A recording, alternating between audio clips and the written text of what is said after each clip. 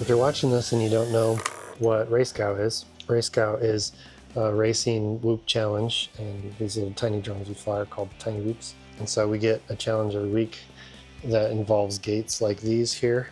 We have a week, or 2 weeks rather, to get our fastest 3 laps on the specific course with this build. And then we post the video to YouTube and submit it, and then everybody globally competes for the fastest time. Let's race.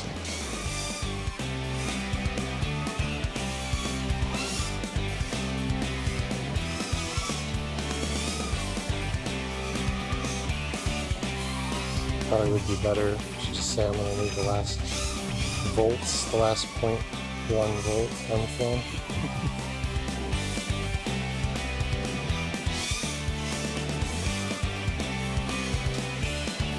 Oofta, those were good laps. Those felt great. Alright, that's it for HD stuff. Now we jump to analog.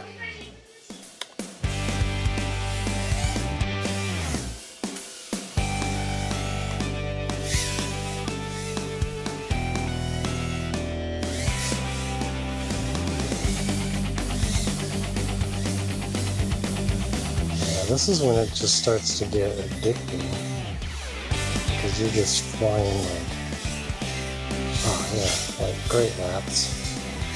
And it's just this fun, it's smooth. Hear those motors just going.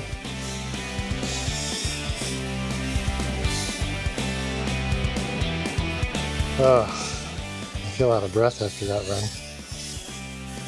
Good patch, Shauny. Your notebook's starting to fill up. I feel like sometimes racing, you just check out and fly. And it kind of becomes almost meditation a little bit, because it's muscle memory. You're not thinking too hard about being creative. You're just flying laps, and it's really just fun and relaxing. I like it a lot.